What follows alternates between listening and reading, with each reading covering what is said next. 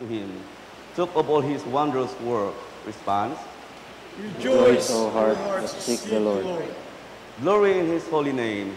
Let the hearts of those rejoice who seek the Lord. Seek the Lord in his strength. Seek his face forevermore. Response. Rejoice, O heart that seek the Lord. You seed of Abraham, his servant. You children of Jacob, his chosen ones. He is the Lord our God. His judgments are in all the earth. Response. Rejoice, O heart that seek the Lord. He has remembered his covenant forever, and the word which he commanded for 1,000 generations, the covenant which he made with Abraham, and his oath to Isaac. Response. Rejoice, O heart that seek the Lord. Glory be to the Father, and to the Son, and to the Holy Spirit. As it was in the beginning, is now, and ever shall be, world without end. Amen. The Lord be with you. And with your spirit. The Holy Gospel of our Lord Jesus Christ according to St. Luke, chapter 24. Glory to you. Lord Jesus Christ.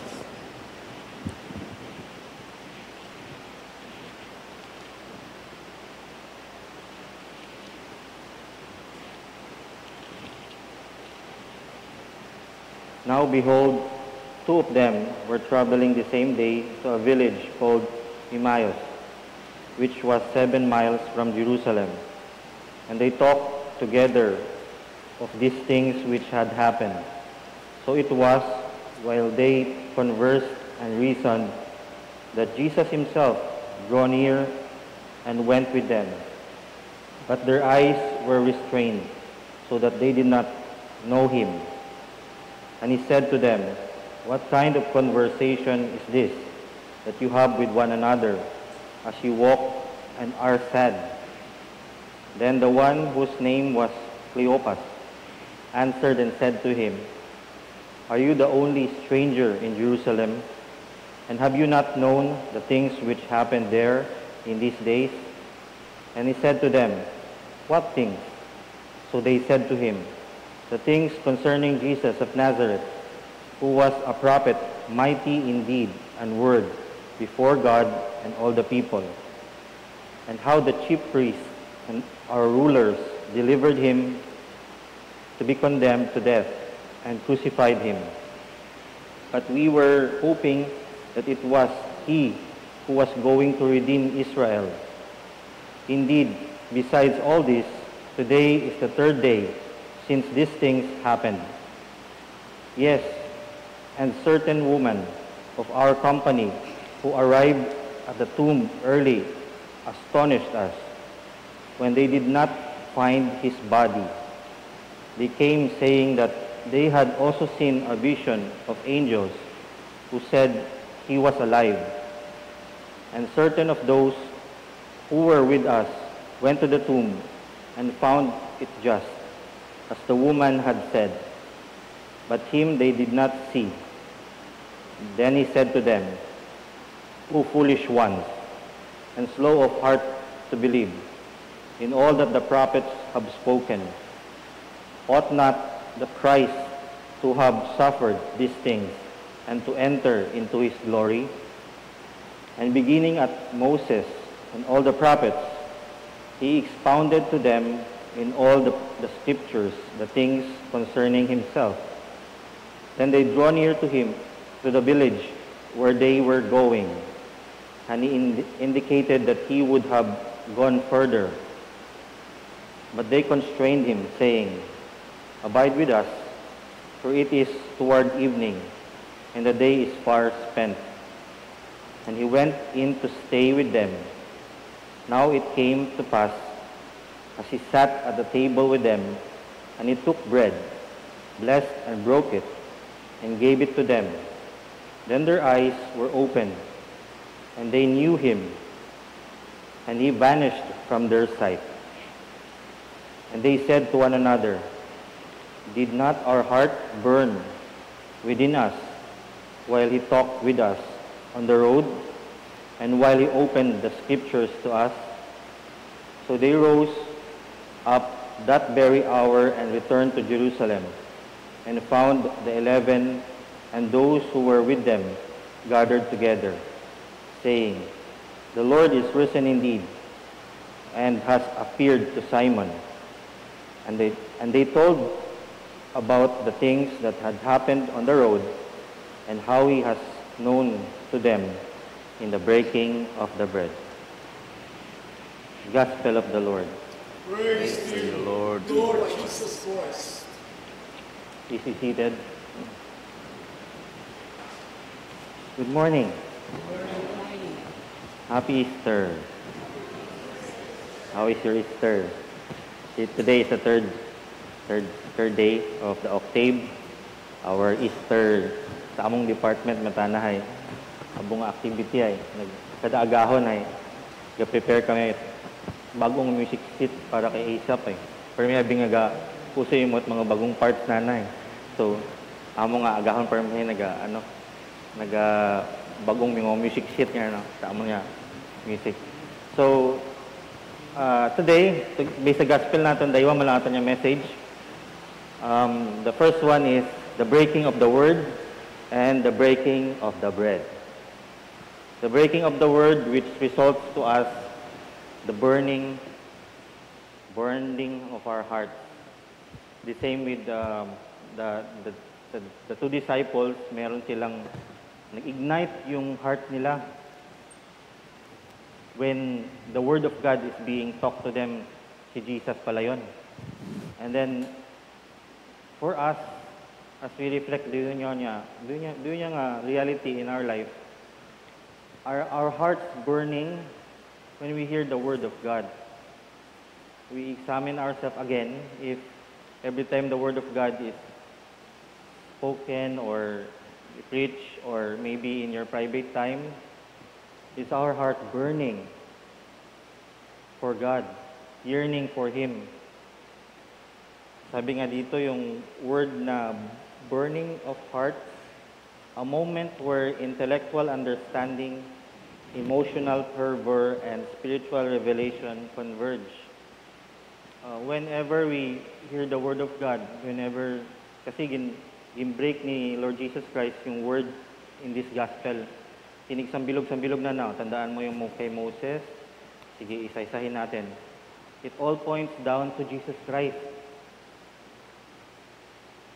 Every time the word is being spoken to us, every time that the bishop teach us of the word, do our hearts burn? Is there any intellectual understanding or spiritual revelation? Are we beginning to see the word? Kasi at this time, yung dalawang disciple, they are going westward, away from Jerusalem, away from the rising sun. They are hopeless. They see the Lord as dead. Nakausap lang nila a few days ago sa upper room. So, nagda-doubt. Again, papasok yung faith and hope. Do we believe in the Word? The primate taught us many things. Do we believe in the Word? Our faith, nagabastog ba faith naton or halipatan yung mana naton? Today, we remember once again to let our heart burn. Sabi dito, sa Word of God. There is something in your private time, in your prayer life.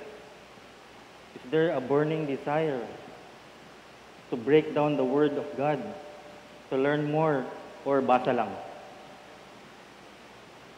I know there is no emotion, but if you are working in creative ministry, meron pa rin yan. Isama mo yung will, isama mo yung emotion, meron yan yung creative ministry. So, we ask if you see the Word of God, is there creative power working in you when you read the Word of God?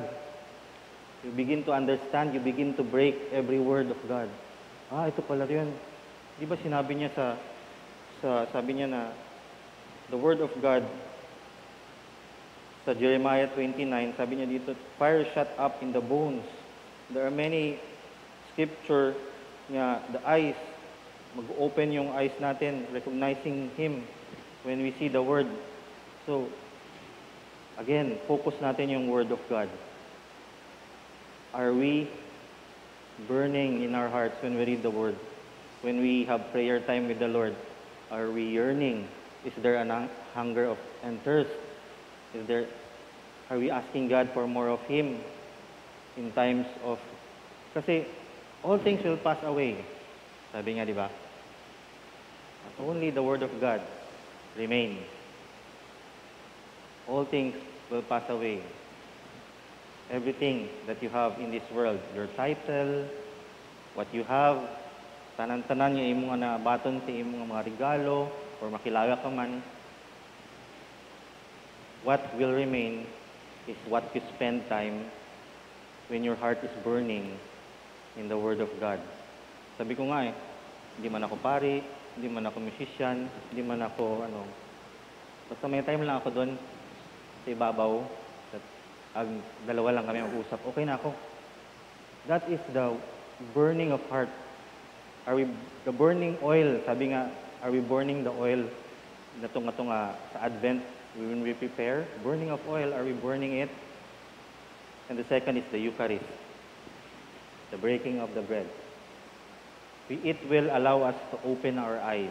Sabi dito sa Gospel, the Eucharist will allow us to open our eyes to the presence of the Lord Jesus Christ, the manifest presence of our Lord Jesus Christ. In the breaking of the bread, every time the priest breaks the bread, si Jesus inay mo karon. And when you partake it, it will open your eyes. Tanong natin sa sarili natin, bakit di nag-open yung eyes ko? Minsan, parang robot lang ako. The body and the blood of Christ. We ask ourselves also, does God open your eyes? Kasi makikita yan the grace of the Lord. Kasi yung sacrament is the grace of God. The grace of God manifested to us as a church. So, when you begin to parati mong receive yung body and blood niya, magre-result yan, mag-open yung, makikita mo siya. Magkakaroon ka ng vision towards Him. The reality na namatay siya sa cross, the Paschal mystery, He died, He rose again, and on the third day, He resurrected. It will allow you to see who Jesus is in your life. Magkakaroon ka ng fire sa heart mo, makikita mo pa ang atong Lord. Hindi ka na ngayon robot. Kasi may fire sa heart mo, hindi lang out of yung sarili mo lang pinipilit mo, but there is something in you burning. And then it will allow you to see the reality of our Lord. So yun ang dalawa. Remind us today to remember the breaking of the word and the breaking of the bread. Amen.